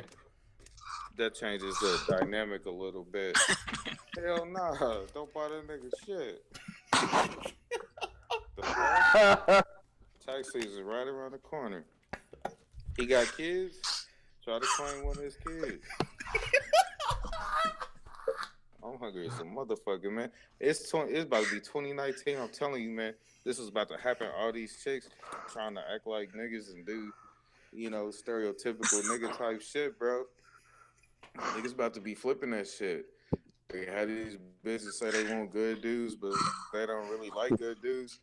It's about to be the same way. Like, niggas are really about to quit fucking with broke bitches. Like, the quality of pussy changes with the credit score, my nigga. Like, a 320 pussy is way different than 720. I'm telling you, this is facts. Trust me on this. This is evidence to back this up, bro. And niggas is about to quit fucking with these broke bitches just because they got pussy, free head, and cool weed. Like, and they about to start fucking with bitches that can get some money. Like, the conversation on the first date is about to start. So how can we make some money together? And if a bitch sitting there looking stupid because she ain't even figure it out if she gonna be left to pay for the fucking dinner date, the 2 for $20 and shit, that's when you know, nigga, that's a flag. You can't make no money with this bitch. She a bill. She a bill. You probably ain't gotta pay for that pussy. Man. She a bill. All right. Oh man, that was. You could do some shit with her. That's different. But it depends. Some people, Christmas is a time of giving. A lot of people is fucking with the rubber off. Like, he gonna give her something? Okay, I feel you.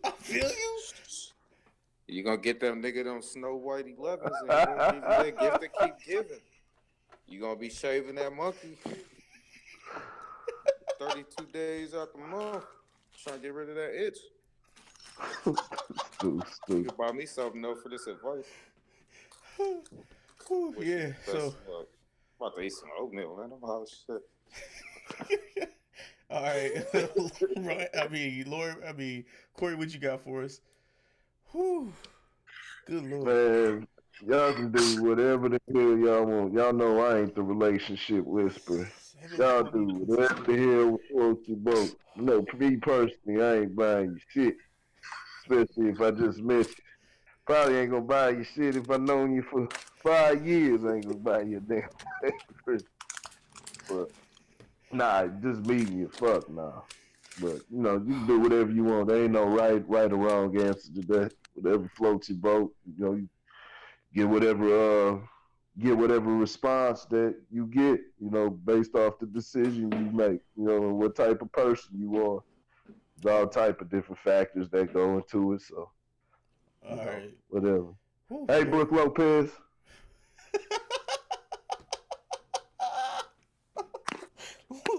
Lord, you up next. Oh Lord. Oh man. 720 pussy score. That was great. Oh my god, that's going on Instagram. That's going on Instagram, dog.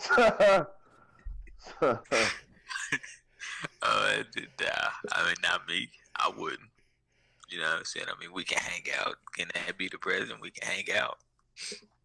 I wouldn't be buying no gifts, I guess, if you was 60 or 70 or something like that. I mean, by that time you know a month in if you in, but nah, I'm not buying no Christmas presents.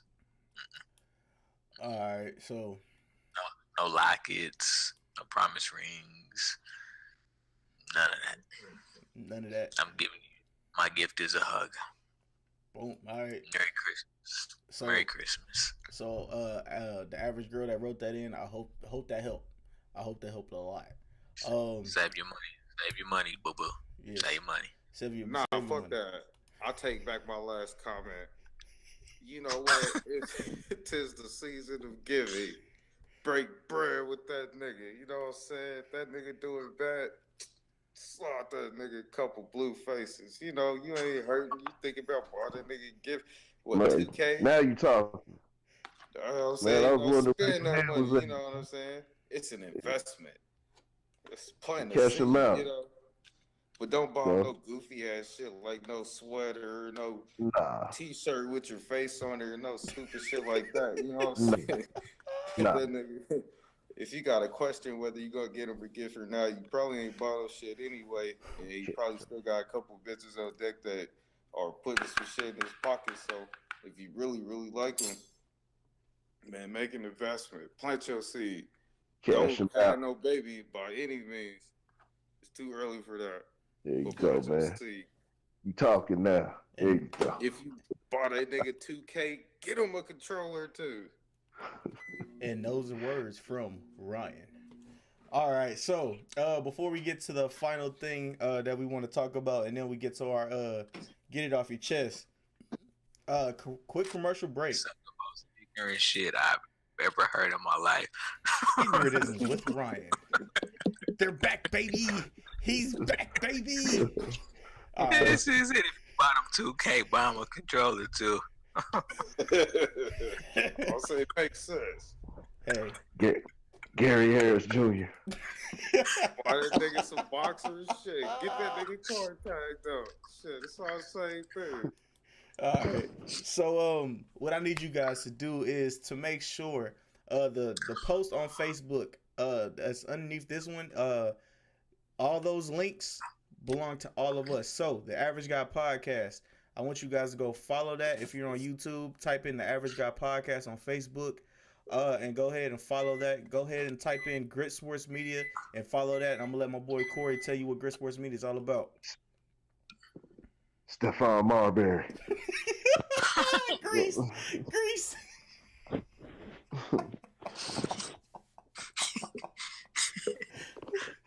Oh, we on fire tonight, baby. Oh, hey, Corey. Check out the Grit. Anthony Mason. We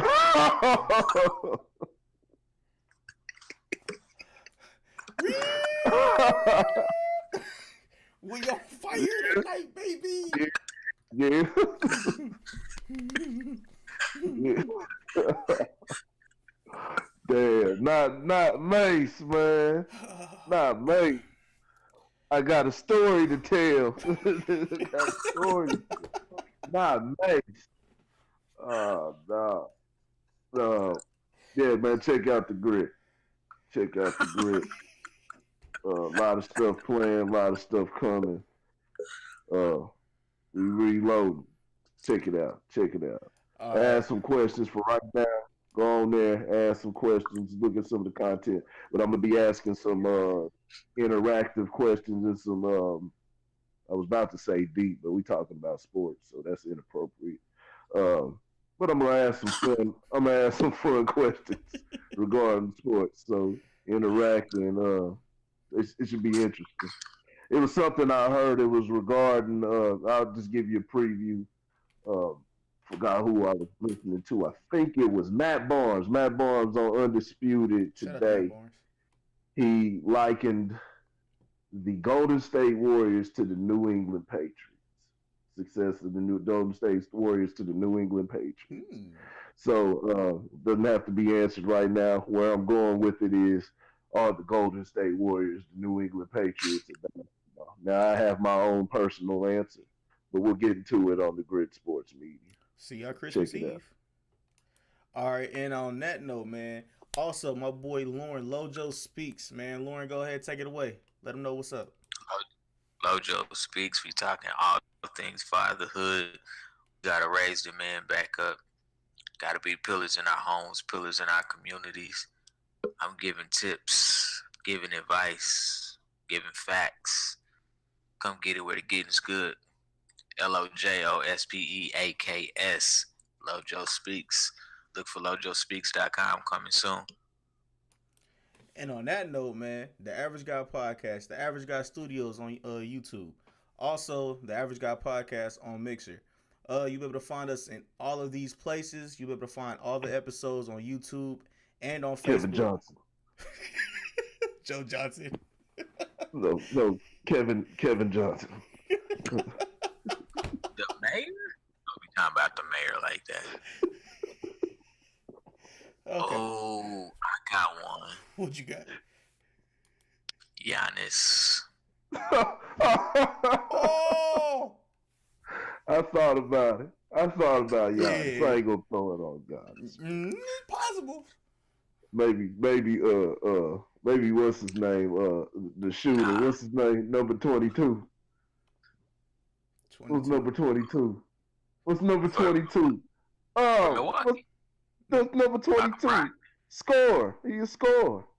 He a scorer, man. What's number 22? Oh man, we losing it. We lost. We lost it. I'm gonna go with Giannis. He said, Going with Giannis. all right, so Middleton. Mino Pucky? Chris Bro, this Middleton. oatmeal fire as fuck, dude. Chris nigga Middleton. said this oatmeal fire as fuck. All right, God. but yeah, man, don't forget You look like a Quaker old ass nigga. don't Look forget. like Girl titties look like Quaker oatmeal. Man, this shit fire. Bro, I used to make like a peanut butter and jelly sandwich after a blunt, nigga, and that motherfucker be life. Nigga, this oatmeal the truth. Oh Lord. God damn. All right, so Choke on let me finish this though. Let me finish this commercial up. To finish this commercial break off, man, you can find us on SoundCloud, iTunes, Mixer. Ooh, what the fuck? What the fuck? You can find us on Sound. Get ready for the good. I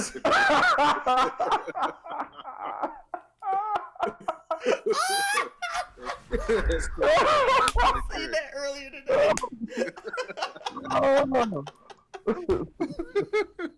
right, man. The commercial's done. Man. You can find us anywhere, man. Just type in the Average Guy Podcast, Grit Sports Media, Lojo Speaks, dog. Now back to the regular show. Whew, good lord. This All right, is get it not a off your regular chest, show man. tonight. No. Dexter, Lauren, or not Lauren, but Corey. Go ahead, take it from here. What you talking Corey. about? The Dexter Williams interview. Corey. Oh, you talking about Dexter can't hear Isaac? you, Okay, let's serious it up a little bit here. Now, do y'all have context to what's going on Y'all with hear that Corey? 'Cause Dexter I can't. Isaac interview? Nah. I can't Okay, hear you. What's going on? huh? What'd you say? Something about oatmeal. Oh, Shut your ass up.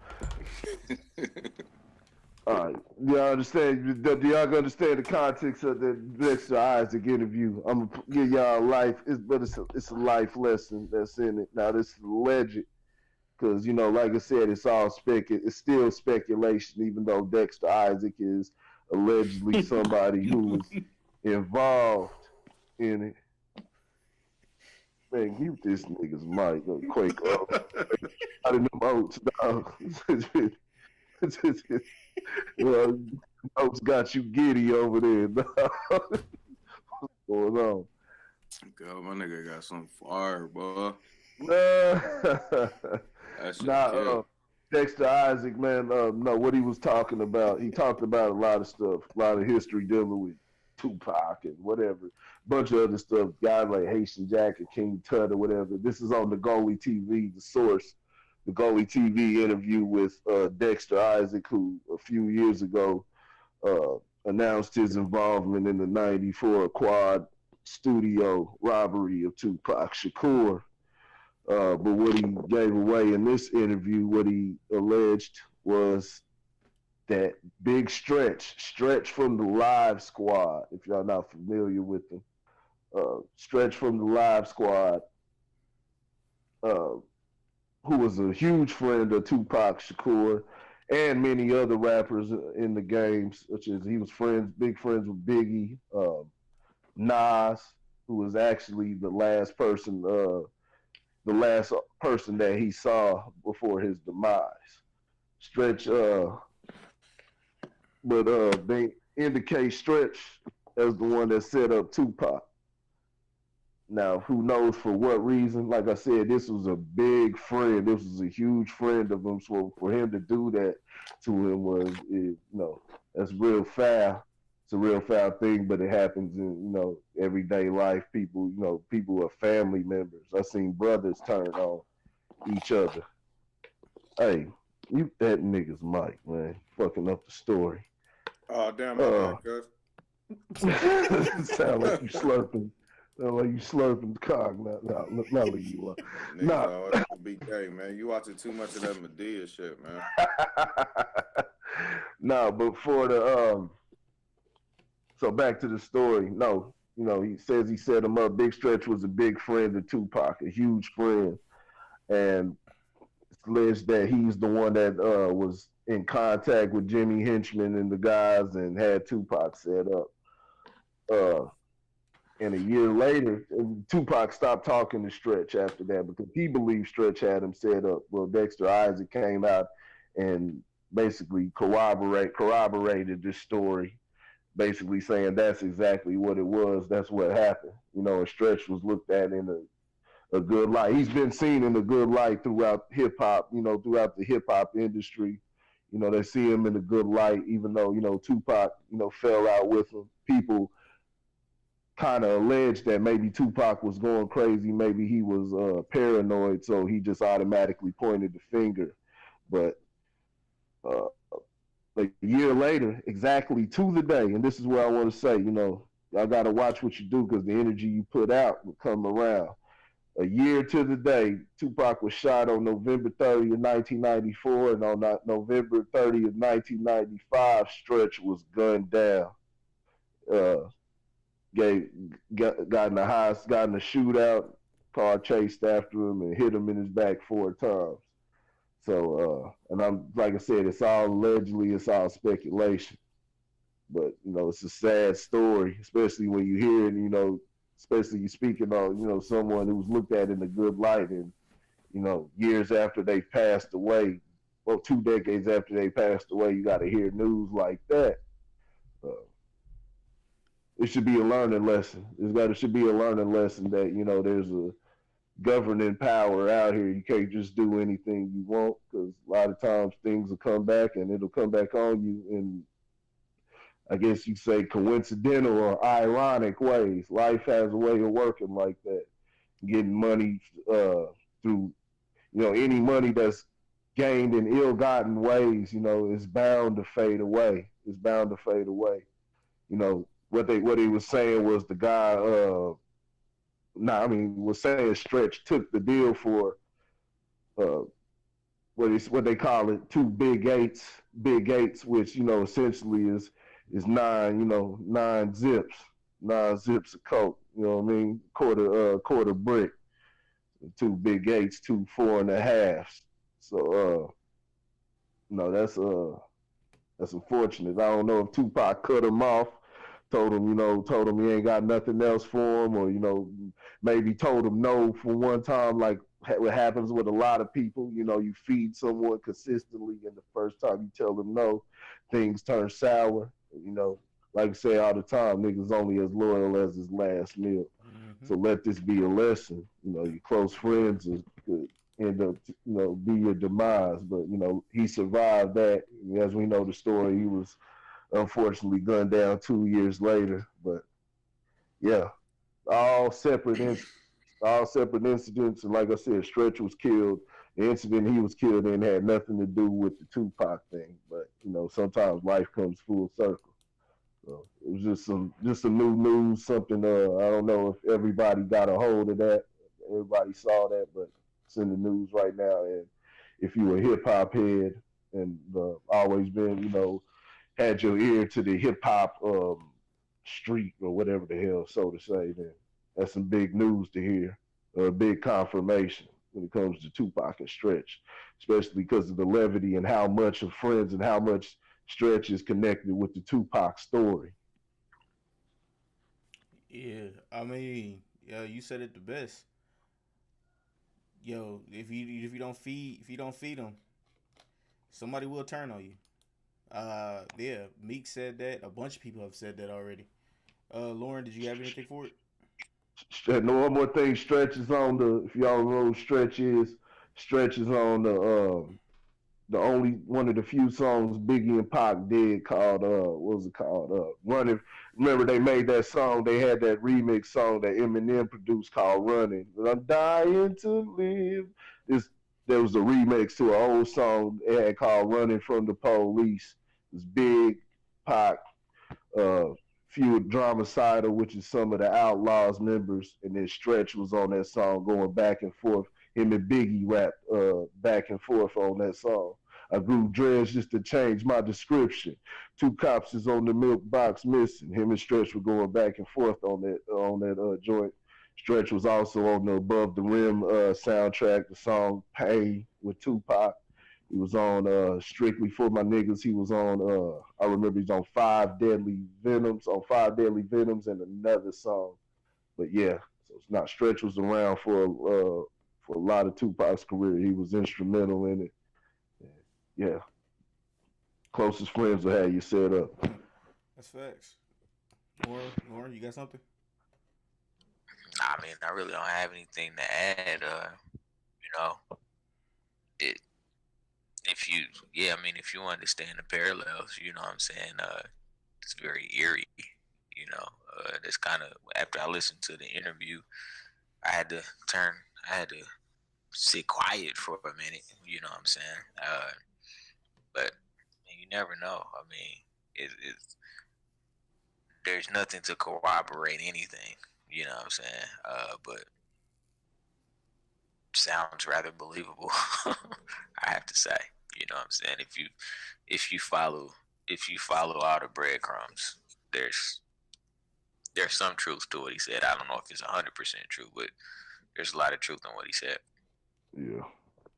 Yeah, and that's not the first time that Pac was actually set up. So I mean, you got to look at it like that too. Ryan, did you have anything? Nah, Tupac ain't dead though. Don't start that. He Don't start believes. that. Bro, I just seen that nigga at 7 Heaven bought some mixtape. This nigga high shit. All right. He had a toothpick and a nose ring. All right, so get it off your chest, man. Good, bad, or indifferent, man. If you have anything to get off your chest, you need to get it off your chest now. Here's the time to do it now. My favorite part of this show. All right, I'll start it off. I'm starting 2019. I'm gonna start wanting my credit from some of these people. From some of these people that I'm helping and shit like that. I want my credit. I want y'all to make sure y'all say my name at the end of y'all show or on y'all picture in very tiny writing. Put the average guy or put Randy Anderson. Hey, whichever one works for me. Just know I want my credit. I'm gonna start asking for my credit, cause somebody thought they was slick and didn't want to give me my credit and they gave it to somebody else. I'm gonna start checking niggas and bitches. So I mean bitches in like a non-disrespectful way. Boom, there you go. Cause I know they're using that word terrible.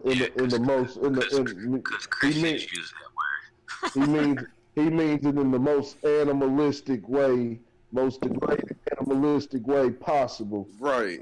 If you gonna use a vulgar, Fuck Peter. terrible, nasty word like bitch, you better have some power behind it. Nigga, don't call nobody no bitch and then apologize. What the fuck was the purpose of calling him a bitch for? Fuck him. Get a nigga his credit. That nigga sound like Ty Dolla $ign. Can a nigga get some credit? Damn straight, goddamn it. Who wanna go next? Ryan, you wanna go? You wanna go? Lauren, you wanna go? Scared to express themselves.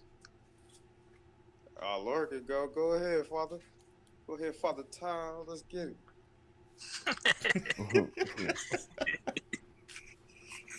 Hey man, I ain't got nothing, man. Shit, fucking happy holidays, man. Should be safe, man.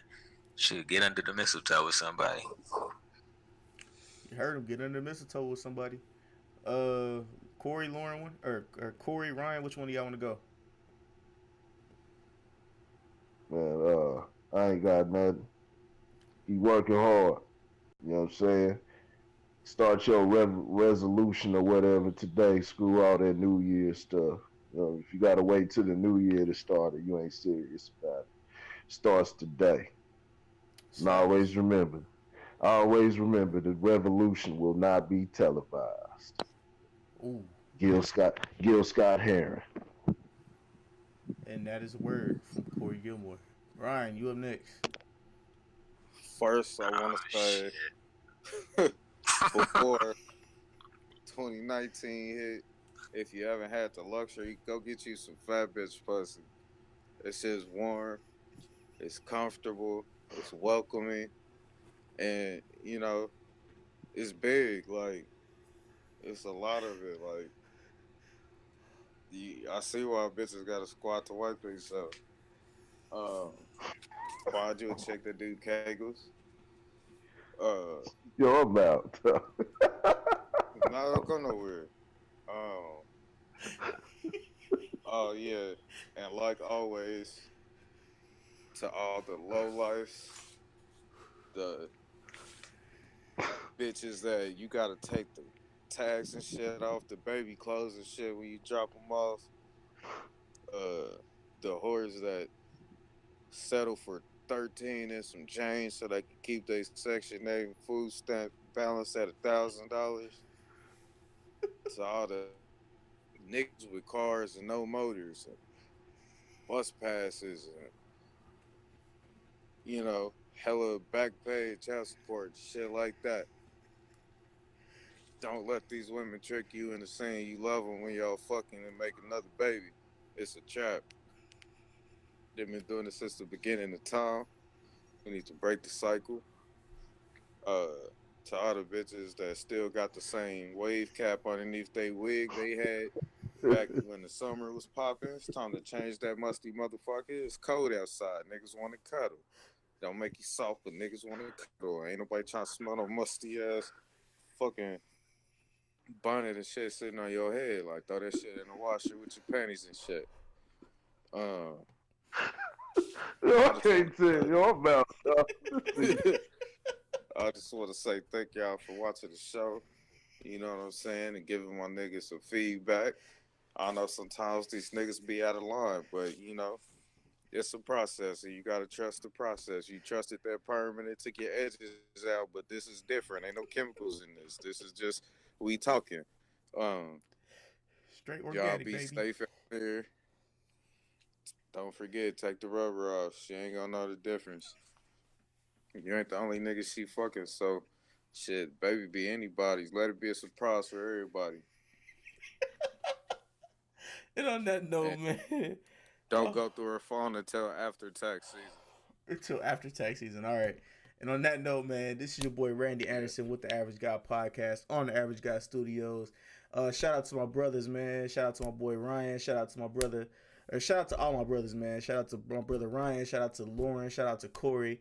Make sure you go follow Grit Sports Media on Facebook, man, for all your sports needs and engage. You know what I'm saying? That's what we need. We need that engagement.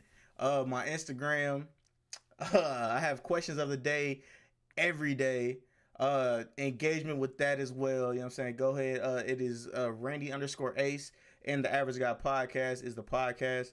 If you guys have any questions that you want to send over to those or the Facebook page, do it. We'll answer it. We'll probably put it on the show. We might even have you on here if you want to. Lauren, go ahead, tell them what Lojo Speaks is all about one more good time. Lojo Speaks, man. We talking all good things fatherhood, man. Join one, join all. Let's have a conversation. Let's grow together, man. We got to build the men back up. That's right, man. And on that note, the best part of this show was the pussy's got to be a 720 credit score. And we're out, y'all. The Average Guy Podcast.